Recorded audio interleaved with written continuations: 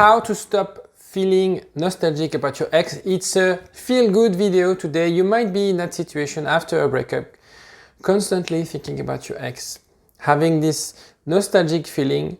We're gonna help you. I'm gonna help you because I'm the only one. I'm gonna help you manage those emotions. I'm gonna actually provide you 5 tips to help you cope with that sensation, because by coping with that sensation, first, you feel better and happier, which I guess is a good goal. And second, as a ripple effect, you increase your chance to get back with your ex. I'll explain you everything in the video.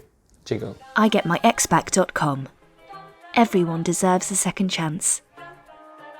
Before I move on, to remind you, there's a quiz for you to know if you have any chance to get back with your ex. The link is in the description and in the first comment of the video. It takes 2 minutes, you have a result right away, and some advice as well. So, our brain sees an oasis, which is actually a mirage. So, as you know, when you're in the desert, you're thirsty, and you start to see some water because of the sun reflection. And our mind will create an oasis because that's what we want. We are thirsty, so we are looking for something. So my point here is the brain suppresses negative emotion and only keeps the positive ones. So for example, when you were at school, if I ask you to look back at your time at school, most people will say like, it was amazing, had great time. But if I pretty sure that I go back in the past with those person and ask them how they find school, they say like, hey, it's boring. I do some, half of the subjects I don't care. My friends are difficult, or maybe I'm not successful with girls. I'm struggling, blah, blah, blah, blah.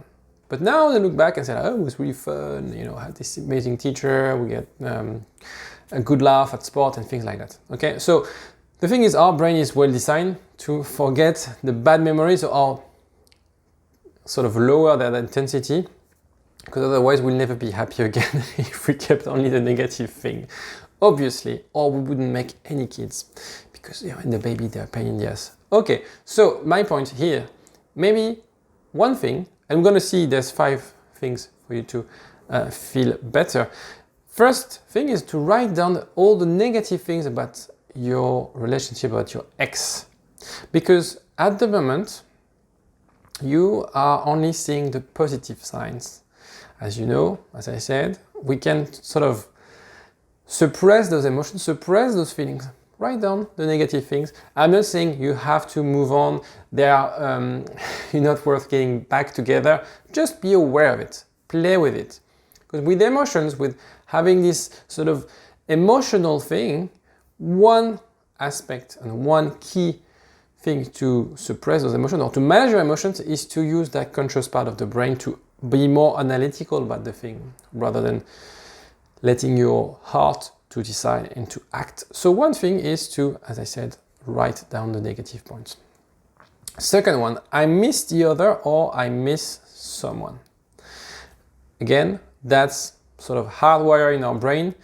This emotional dependence or the codependency.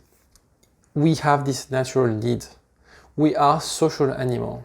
And I would even say that as all animals, we need to eat, drink, sleep, and have sex. The whole point of an animal is to reproduce. Okay? And having that relationship with your partner, now it's over, you associate this relationship with that primitive need of being with someone. You lost your mate. And so, it's even chemical, the production of happiness hormones. And so you blame yourself, but it's almost impossible to know if it's that person or if just a global lack of being with someone. So every coaching, or almost every coaching, I hear he or she is the person of my life. And then when I talk to them 6 months later, they say, yeah, I met that girl, she's amazing, she's the love of my life. And so they reproduce the same sort of thing, the same story in the head, when in reality what they're looking for is just a mate to reproduce. And again, we are obviously more sophisticated, but when it comes to emotion, and that's the whole point of this video, emotion is a primitive thing. Emotions are definitely something you can't really control. And they're driven from the unconscious part of the brain, the primitive part of our brain. And so one way to counteract this, so yeah, and I hear a lot of excuses like this time is different, we have kids, blah, blah, blah. Okay, be aware of it. Be aware of those stories you tell yourself. Be aware. Again, as soon as you use your self-awareness, you're gonna reduce these emotions because those emotions are actually stories that you tell yourself. Third one, the notion of value. And you'll understand why in 1 minute, why I added a picture of a nightclub bouncer here. Again, story you tell yourself. I was very lucky to be a person like this. I will never find the same person again. We were made to be together. And when we tell those stories, it's something set in stone. There's nothing you can do about. It's destiny. And if you live in that universe where everything is written in advance, it's going to be very hard for you to move on. And it's a story you tell yourself. You are responsible for your future.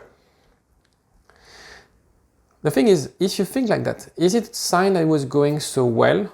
The thing is, again, we can't really quantify a human value.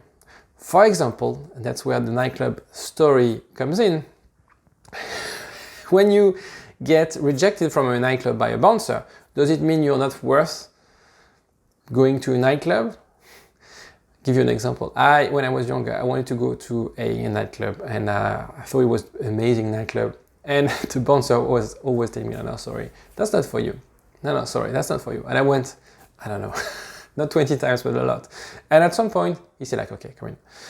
I came in and he was right, it was not for me. I think at that time, people were a bit older than me and the vibe was different. The music, I didn't like the music. I had a really bad time. And so my point is, it's not so much about he or she is better than me. We're all different. The thing is, when you think about your ex, maybe they are the one missing out. Think of it for a second. You're watching this video, you're trying to learn about relationship, you're trying to improve yourself, you're trying to be a better person. First of all, congrats on watching my videos because you're doing the right things. But secondly, what are they doing? What are they doing to be better? They're gonna miss out. You are growing as a result of that breakup. You are being a better person. You are becoming a better person. What are they doing? Think of it. Think of this story. Maybe they are missing out. Maybe they are the one missing on the big prize, which is you. You were together, happy, something happened, breakup. But you're the one making the job. You're the one making the effort. So think of it for a second. And it's not a question of value or things like that. It's a question of how you invest your time, how you invest your energy towards being a better person, a better partner, a better mate. 4, again, another story we tell ourselves, blame yourself for failing. I should have said that, I should have done that. I finally understand the problem, I have to tell him how to solve it. And we have this urge to tell them, to text them while we're in radio silence. And I always ask my clients, stop, restrain yourself from texting your ex 2 days after you started the radio silence. You understood the problem, well done, you worked on yourself. Let it cool down a little bit. So that's another story. We are all imperfect. And by wanting to be perfect, we would be a little bit more imperfect, a little bit dull. What I mean by that, and there's so many people like that, they are sort of Barbie and Ken, they are dull, they are boring. You see them, they are so perfect that you don't really want to hang out with them. They're not interesting. So try, and my point is, try not to be perfect because it's not going to work. Accept who you are, assume fully who you are, your quality, your shortcomings, things like that. We're all human, we're all imperfect. So 5, you were in a biased relationship. You were led to believe that you were the right person. Maybe your ex was wearing a mask and then after things sort of deteriorated and there was some denigration. What is his history in terms of relationship? So think about your ex, and it's the theory of the credit history. He or she. How was your ex in his or her previous relationship? And it's a question I ask with my clients almost on the first session. Okay, describe me their relationship before.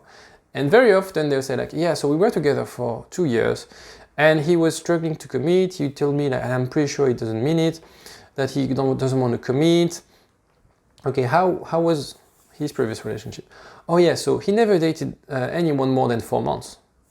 Wow. So you basically think you're a failure because he broke up with you after 2 years. In reality, it's amazing that you managed to stay 2 years with that guy who is apparently really scared of commitment. And so, yeah, she was working on how to work it out, but was he making any effort to make it work, to make it committed? What did he want from life? Did he just want to be a playboy and travel around and hook up with girls and have one-night stands, or was he ready to build something? And it's going to be the same for you. Look at your ex's credit history. You understand many things. And it will help you to feel less nostalgic because you'll see that actually what they're doing is just reproducing the past. 6, lower the level of importance of your love life. Your love life doesn't represent who you are. It doesn't mean anything right now. The radio, but the thing is the radio you're hearing, the songs that you hear in the radio reminds you of your ex.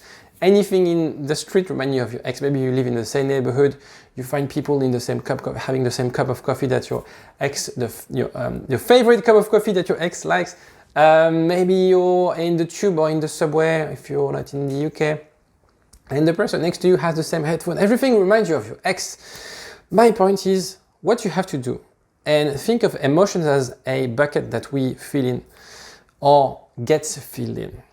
If you leave that bucket and you do nothing about it, it will get filled by external triggers. People in the street, watching a movie, radio and stuff like that. The thing is, once it's full, this is where it gets overwhelming. That's why you feel that nostalgic feeling that you want to cope with, that you maybe hate at the moment. My point is to empty the bucket and fill it with your own emotion and be proactive with that. And how you do that? You find activities, golf, yoga, whatever, whatnot. You find an activity and you fill in this bucket with your own emotion. If you don't do anything, you'll have external triggers that will fill this bucket of emotion, of negative emotions, of nostalgic emotions. By being proactive, you are basically taking the lead on those emotions. Also, you will decrease the importance of your love in your life. It's not your love life that represents who you are. There are many aspects of your life that represent who you are, that determines your happiness as well. And by doing that, and this is the key point here, by doing that, you're going to reduce your stress level. And what's going to happen the next time you see your ex? Do you think on one end, she or he would prefer to see someone very stressed, very anxious, who sees the relationship as the only solution of their happiness, versus someone who's pretty cool, pretty laid back, has a lot of friends, has a lot of activities, and is willing to give it a try? But that's not basically what determines his happiness. Of course, they're going to pick the second one, because otherwise they'll feel so overwhelmed by giving you a second chance. They're going to feel that pressure and they will retract. That's what happens. Be careful with that. If you need any help at preparing those strategies, I'd be more than happy to have a chat with you. I left a link. You can call me. I have 15 minutes free consultation in my diary, about 10 per week. The reason I do that is because basically I want to meet you because I do a lot of videos that I love to get a chance to speak with you. And by providing advice, I help you to feel better. And basically knowing that makes me happy. So it's a bit uninterested ask for you to get a call with me, because by doing that, I help you feel happier, which makes me feel happier. Take care of yourself. Bye.